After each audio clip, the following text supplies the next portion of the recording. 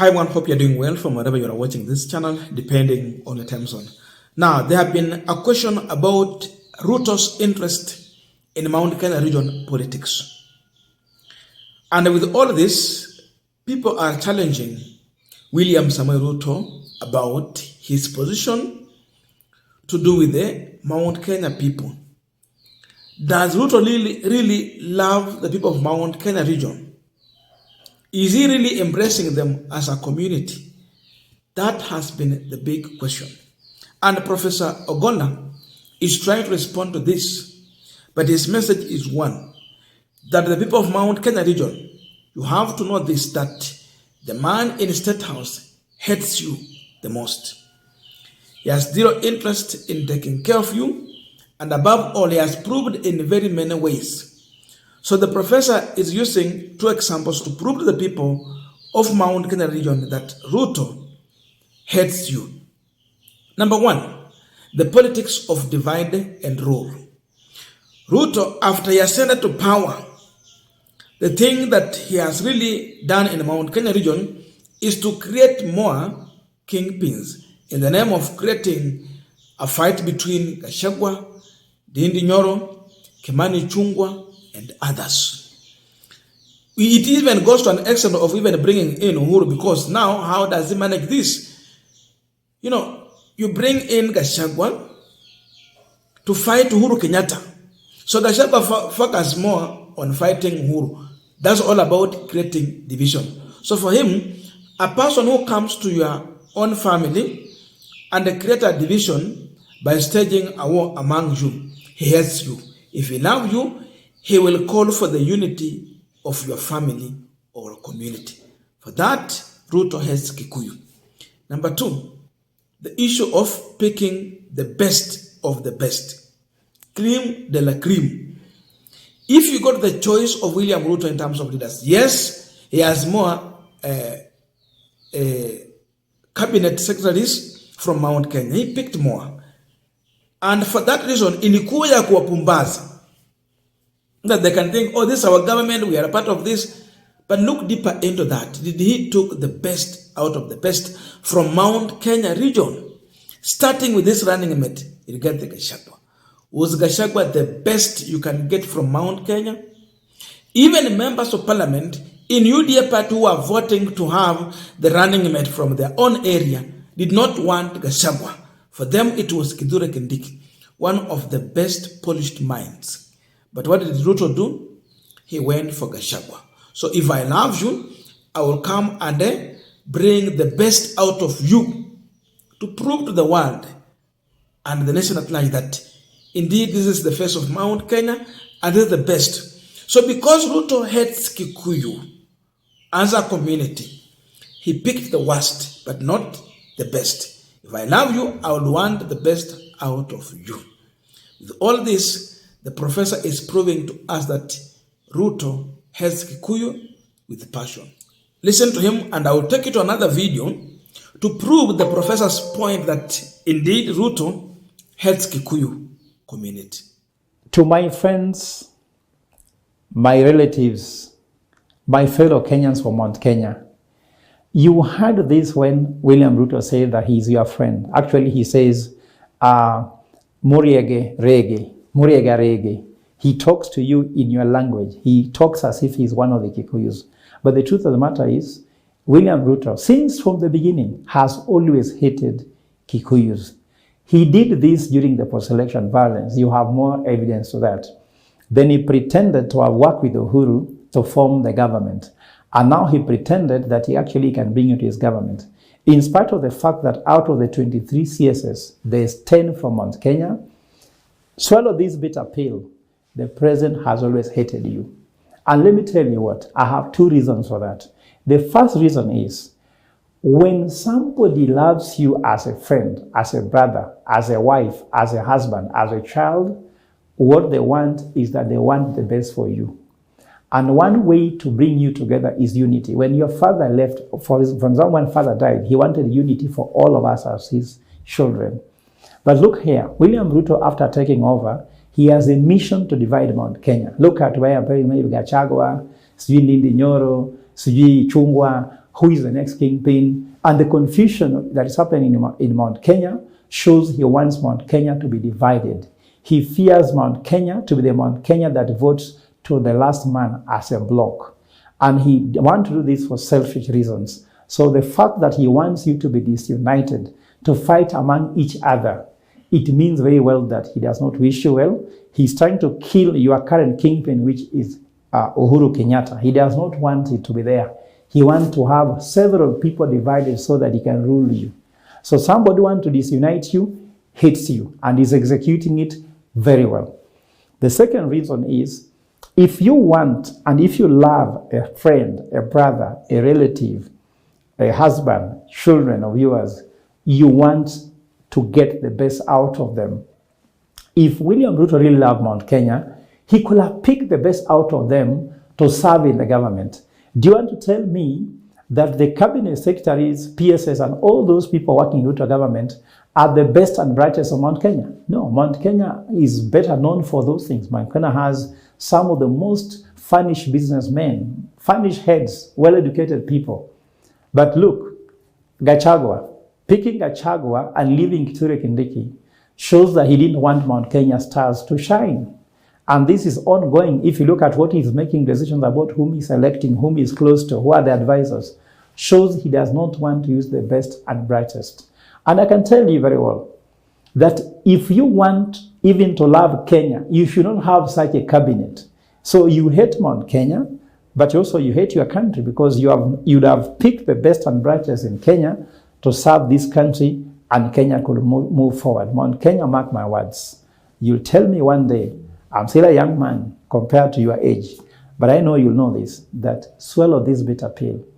William Ruto has always hated you. You show that in the post-election violence. He still hates you, and is not taking you in the right direction, because he knows that when you perish, he will be very happy and joyous. Thank you. Now, to prove this point, you can go into some of the previous videos, go to the library, and check on Ruto's position. There are so many when it comes to some communities here and there in this country. So you find out that for him to work with the Mount Kenya region, his interest was only to get power, and once you have power, you can execute your plan. So for Mount Kenya region, his interest only was votes, but not the interest of the community that we are voting for you so that you can deliver 1, 2, 3 for us. No. For him, the interest was only votes. Then those votes was going to give him power, and once he has power, he can use it to execute his mission. And you can see, at one point he said this, that he has issues with the Kikuyus. But first of all, you look for power, and once you have power, then you can deal with other issues. That was no one else. That is William Samoei Ruto. Mimi nauliza nyinyi, kama mko na shida na Wakikuyu, hamuko na shida na Wakikuyu kuliko sisi wa Kalenjin. Tuko na shida kubwa zaidi. Sawa sawa? Lakini ikifika mahali unatofautisha maneno, unaweka maneno ya tofauti za kijamii kando, unatafuta serikali kwanza, kwa sababu ile serikali itakusaidia kutatua matatizo ulio nayo. Lakini kama wewe unakwama mahali moja, unasema huyu simpendi na huyo hatoki Kenya, atakuwa hapo. Siku ya kupiga kura atapiga kura hata na yeye. Sasa wewe utafanya namna gani? Now we are continuing this particular discussion, but just a quick request for those who are watching and you have not yet subscribed, please consider subscribing.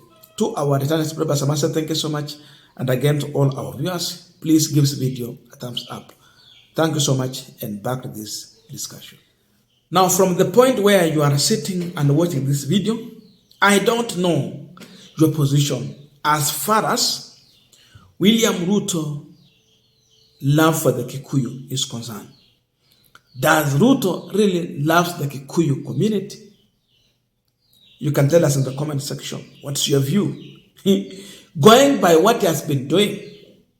Look at how he behaved when he was working with Uhuru Kenyatta and during campaign time, then now when he is in power. We are seeing two totally different people. A man who pretended to bring the unity among Kikuyus during campaign.